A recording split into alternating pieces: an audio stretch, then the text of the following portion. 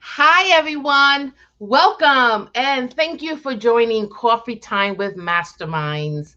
We created this show to be a series of conversations with leaders of mission based organizations. In the past few weeks, we have covered a multitude of topics from recovering from a shock, otherwise known as the global pandemic, to planning for new programs and ensuring equity in our programming. But one phrase has come up over and over again, and that's feedback loops. Today, we're going to be talking about collecting and using feedback. What does it mean? What does it look like? And how do you do it well? So go ahead and grab a cup of coffee and join the conversation for the next half hour as we discuss topics that are urgent to leaders of mission based organizations. So let's start with introductions. If you are joining us today, please give us your name and where you're from in the chat comment space so that we can thank you for your participation. We also invite you to join the conversation by putting up your questions in the comment box, and we will be addressing them throughout the show.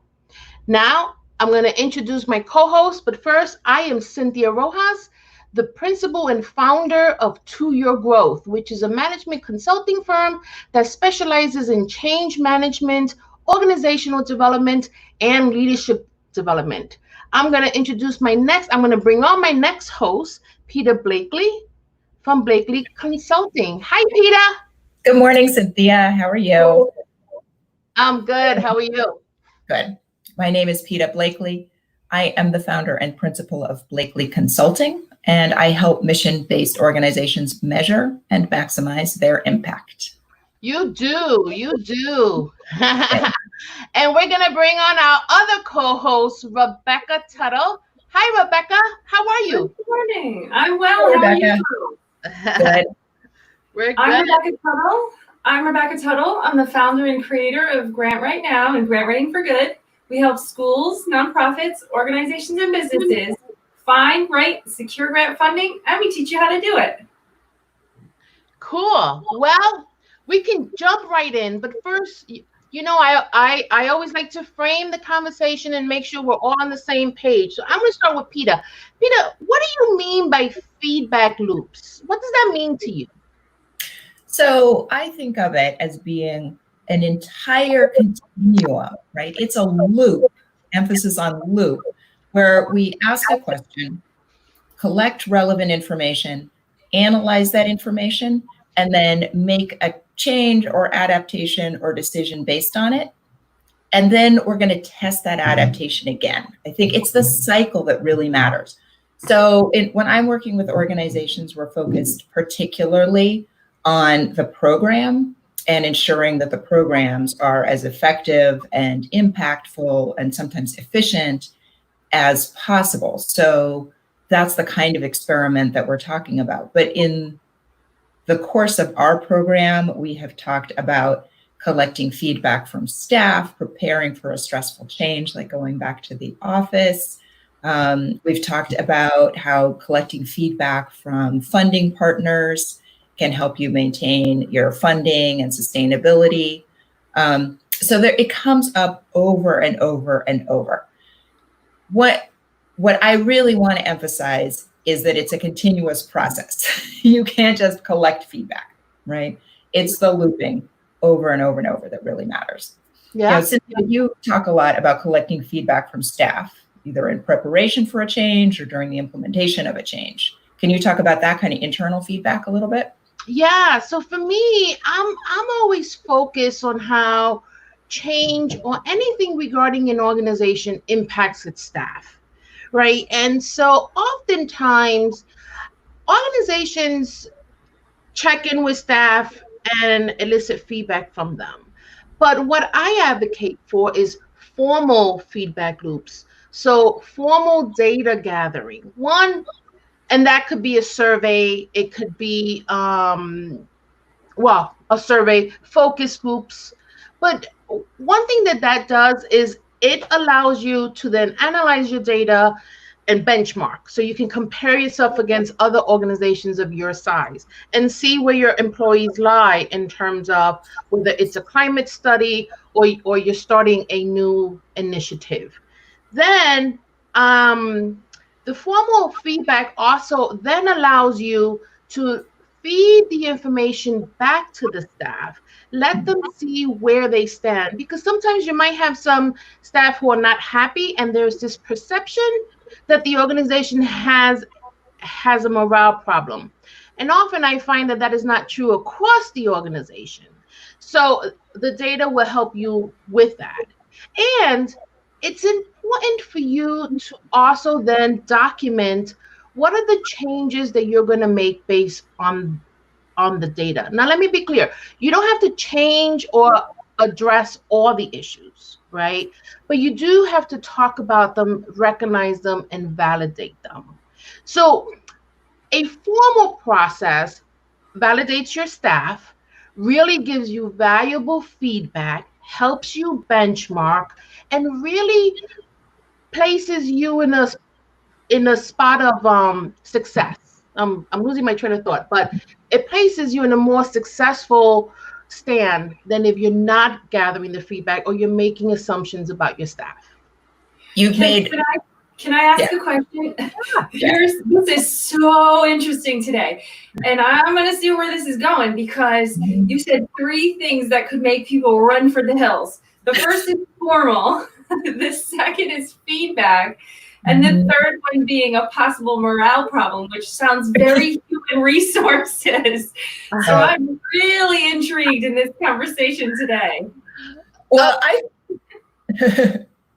sorry. Oh, what did I do? There we go. I'm sorry about that. I hit my keyboard. I thought you said 2 really important things, at least 2 really important things. One was benchmarking. Yeah. Because I want to talk about that a lot. And then the other one was mentioning instruments, which we'll come back to. Yeah. But the first most important thing I think you said was honoring the time and energy that people put into providing you feedback. Yeah. Whatever the process, whether it's a survey, whether it's just a one-on-one, if you ask somebody for their opinion and they take time giving it to you, then you've got to do something with that. Yeah. Say that again. I like that. I'm going to type it in the comments. If you have asked somebody for their feedback or their insights or their opinions or their experiences, and they take time to give that to you, whether it's by completing a survey or engaging in a conversation or a focus group, you have to honor the time and the investment that that person has put into it, which means you need to have a plan to use the information that they give you. And that is so important. I think you really, at a minimum, you burn through a lot of social capital if you ask people for their opinion and then you don't honor the effort that they've made to give that to you. God, I love that sentence. You burn through social capital. Yeah. People are tired of being surveyed. Yeah. That is one downside. Surveys are great. I love surveys and I use them a lot. But partly because the technology has made it easy and inexpensive to deploy surveys. Yeah. I think everybody has survey fatigue. There are a lot of surveys out there. And because the barrier to deploying a survey isn't very high, we don't necessarily stop and ask ourselves, like, what information do we need? And what question does it address? And then what are we going to do when we get that information? Yeah. And that's really important to think through before you send out a survey, right? Because some people will really pour their heart and soul into this survey. And if you haven't got somewhere to go with it, at a minimum, it's disrespectful. If you've asked for 15 minutes of somebody's time, well, they need to get 15 minutes of value back from that, at a minimum. The other thing I think that's where the formal comes in, because there's a difference between creating a survey because the resources are easily accessible to do so, and creating a formal, structured survey that really has a purpose and a meaning to give that critical feedback and create that feedback loop within the organization. And I would say from the person who's completing the survey, they can't tell the difference. So don't burn through their energy on a casual survey. Save it for the important one. Right. But that's just so the staff survey, and thank you for starting there, Peter, is one way you can gather data and give feedback. I just want to mention this because I didn't know we were being so controversial, Rebecca. I'm just saying, I love this dialogue. It is actually a controversial topic. We took it on because we're obviously all in favor of it. But there's plenty of pushback about collecting information and creating feedback loops. One of the objections is going to be, well, I don't have the power to solve this problem, and so I don't want to know about it, right? And I hear about that from programs who say, oh, we don't want to, understand this problem on the statewide level because we can't take responsibility for solving it for the entire state. Right? Or maybe you've seen this in organizations where HR says, we don't want to ask the staff what would make their jobs better. We know they're just going to ask for more money and we haven't got more money, so we're better off not asking. Right? Yeah. So what do you say to that? If we reverse to our self-care, structural care conversation, to make up the difference, if there aren't additional resources, maybe that structural care will alleviate some of that desire to be compensated more as an employee. That's a good point, right? I mean, at least to have a conversation about it and acknowledge that there's an issue. Yeah. Yeah, I think also a key thing, I mean, it's the reason why I love data is because it gives you so much information and you're not running around trying to figure things out. Like it could, done well, it could be right in front of you and be your pathway to change. And I also encourage organizations to get their employees to embrace the data, make the data a tool to be better or to celebrate what you're doing well, and don't make it punitive and shaming. So great start. But there are other feedback loops, Peter and Rebecca. So, Rebecca, one of the things that you talked about is, I know I have so many notes on the side of things to come back to, but Rebecca, you've talked about funders, right? Both individual donors and funding organizations, and the process of creating relationships with them, collecting feedback, right? I see the tiny tail end of that, which is where people have money and now they've got to report to a funder what they did with it. That's just part of a much bigger and more interesting and richer cycle. Can you talk about that a little bit? Sure. It's very interesting.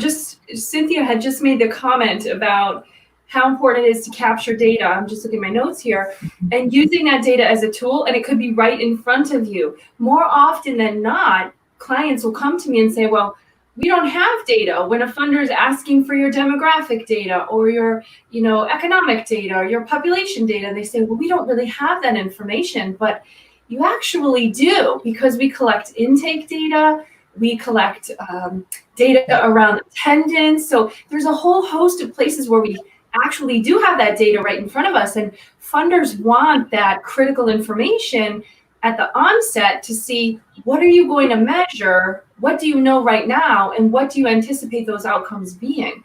So collecting feedback from funders as well is critical. To ask the funders about their data, read their data, and compare it to yours. Because remember, they're making an investment in your community, and they want to partner with you, bringing your data with their data to make a bigger difference, to produce even greater data. So that feedback loop with funders and your data points and applying for grants and letting funders know where you stand right now and where you could potentially, help out or be as a result of that funding. It's a really important feedback loop right there. You make such a good point about using your administrative data. I think in programs, people will recognize like, oh, we don't have demographic data or something. And their first stop is, let's go back to the participants and have them fill in another form, right? Mm-hmm. So often you have it. It's in your administrative data, right? Go through your own files. And I always tell my clients, and I did this as an ED and a program director, I said, we shouldn't be asking our clients for information that we don't use. There's no reason for their social security number if we don't use it. Yeah. And it shouldn't be collected. It's such a security issue. Like, why would you take responsibility? Right. It shouldn't be collected and then put in a file cabinet, never to be touched again, unless we're scrambling for that data that we don't have or don't feel like it's right in front of us, to pull those intakes out, add those numbers, crunch them a bit, and then stuff it back into the cobwebs. We should never be asking for data from our participants that isn't useful in the moment.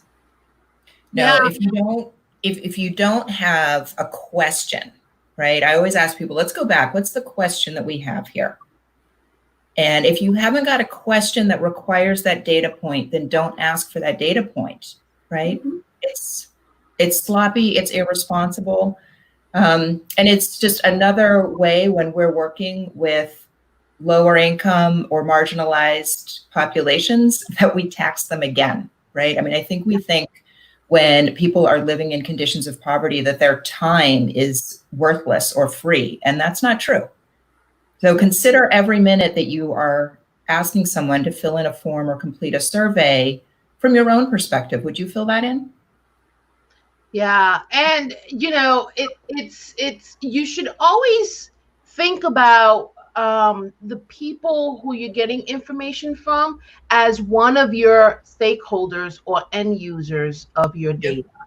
And that doesn't happen a lot. I've been to clinics, I've been to places where I'm being asked for data, but I never get a feedback. I never get feedback on what happens with that data or what does it look like. And it could be as simple as doing a one-page newsletter that organizes your findings, and you put it in your waiting room. And this way, the very people who filled it out now know what it's being used for. I also want to respond to a comment that Peter made about making sure that you're using data you're going to use. One piece of data that gets asked a lot, and I'm not sure of its value all the time, is income. No. Income is so sensitive. It is. Unless your program is income specific, or there's something about that where the information is going to help you change something, I would encourage organizations to think about the income data point, because it's a very sensitive issue and it doesn't make people feel good. Whether you're making money or not making money, it's just something we don't tend to share in our culture. Yeah. And that's the lower income people are, the more they're asked about it, right? Because they need to use it to qualify for needs-based programs, things like that. So here's where I would say you might ask is if you want to ensure that your program is reaching a specific population, right? If you know, for example, that low-income students are underrepresented in your engineering program, and you want to make sure that those people are having access to your program. But I sometimes recommend, so what's a proxy?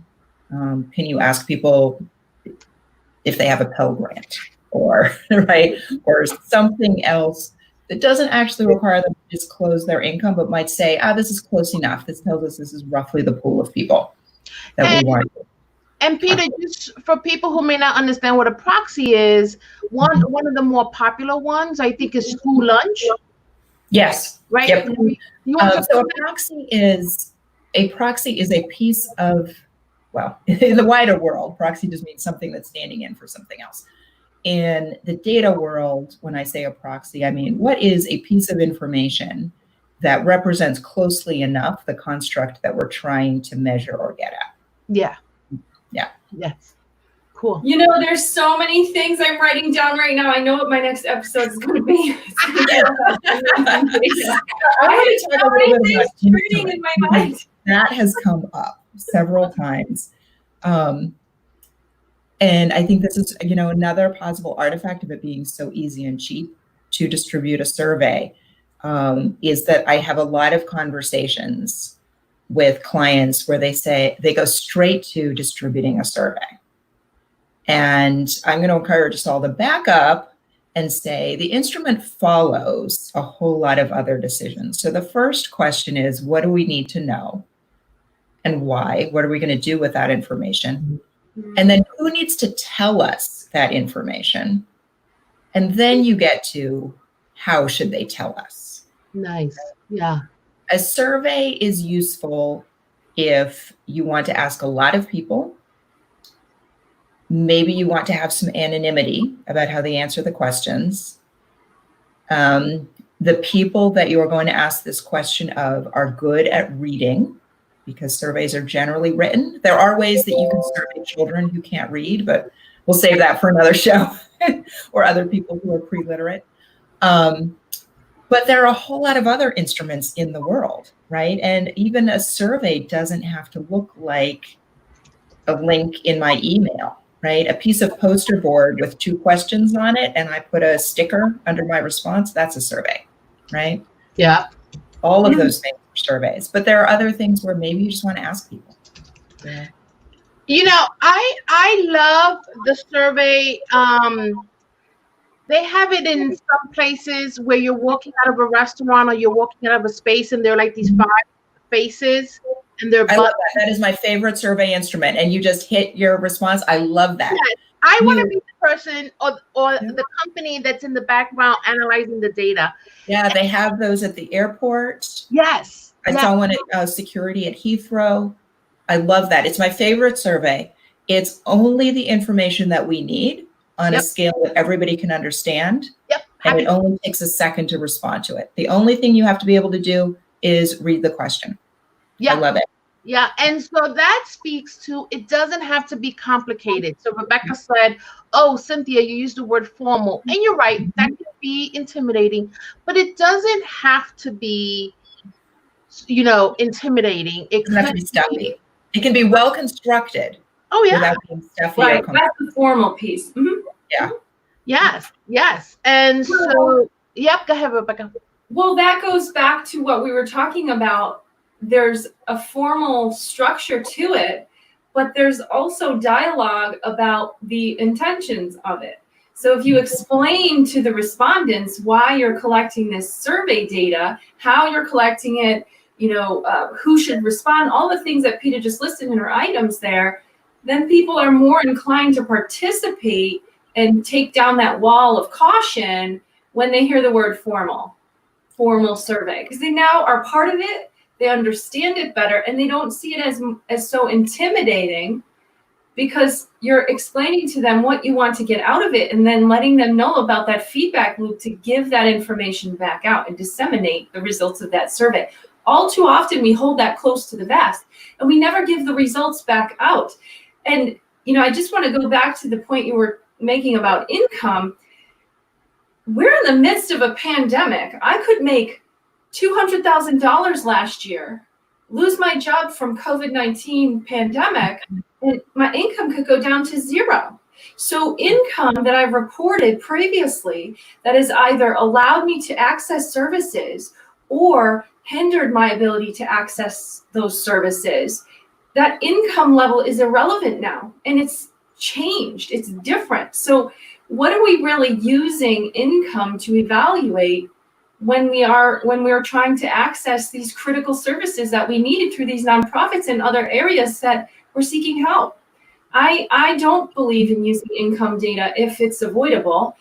And the other piece is the school lunch data comes off of strategic school profile data, which is a year old. So those numbers are constantly changing throughout the school year that's current, and you're using old data that we really need to find new ways of capturing real-time data that's more useful for us for what we're going through right now. especially given that we're in the midst of a pandemic.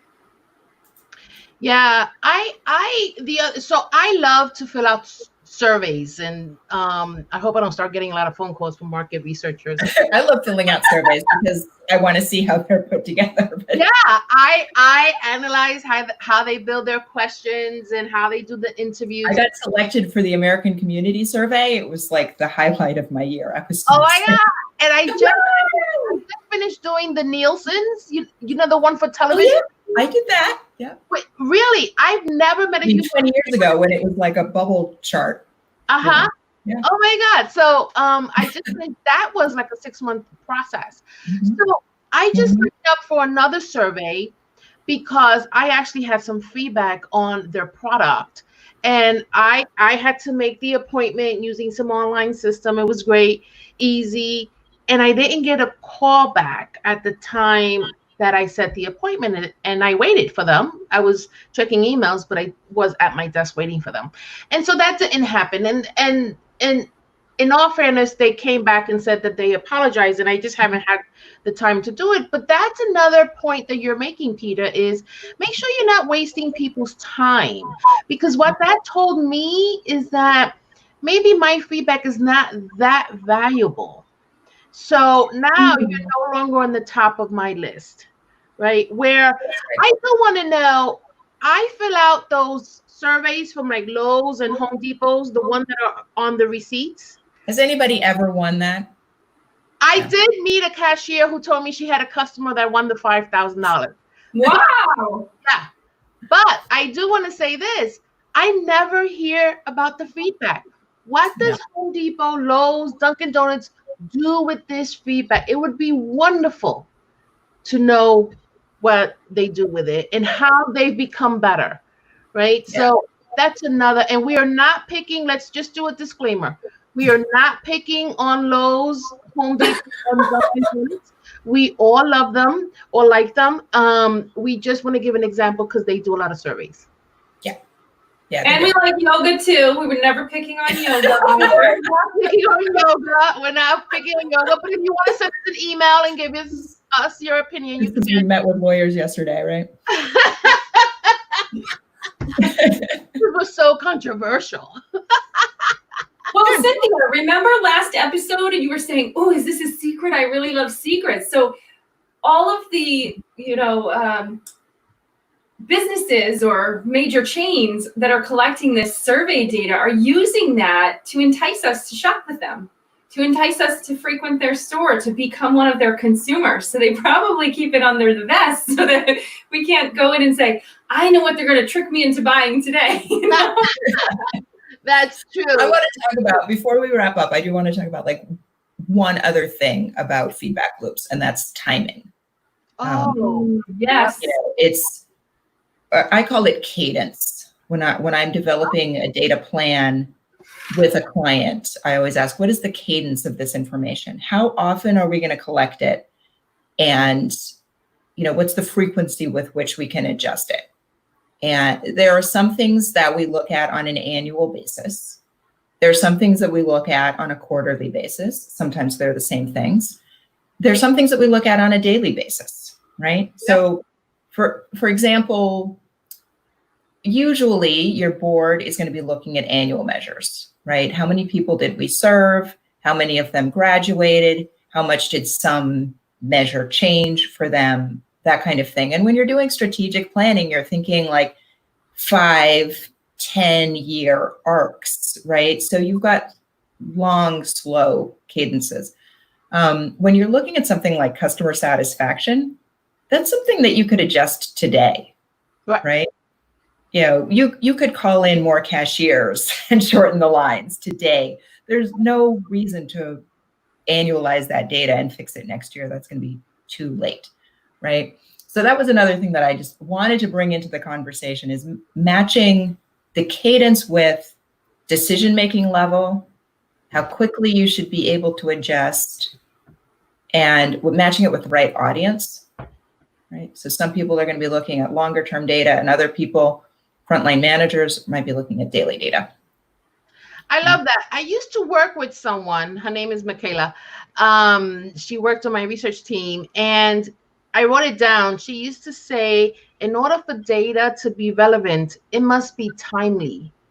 And Mhm. she always, part of her plan, if she couldn't execute a report or the findings in the time frame where the data is useful, she didn't do it. She didn't gather the data because you would be wasting everyone's time. And I really appreciate that sentiment. I mean, sometimes it worked against us because we needed some information, but she was always right. Why collect it if by the time you analyze it, it's too late and you can't change it? So that's another thing people should Yeah. should think about as they're looking to get some feedback. So we're close to the end of our show, and usually we like to end with takeaways. So let's start with Rebecca. What's your takeaway today? My big takeaway is my next episode, when it's my turn, we're talking about fundraising data.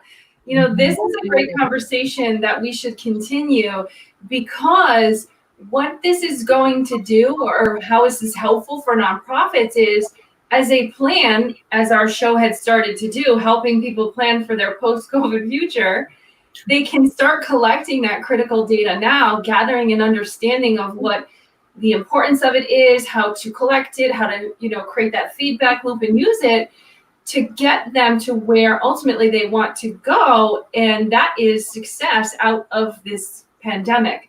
And one of the ways that we raise funds, especially in a recession, is focusing on that data, that critical organizational and business data.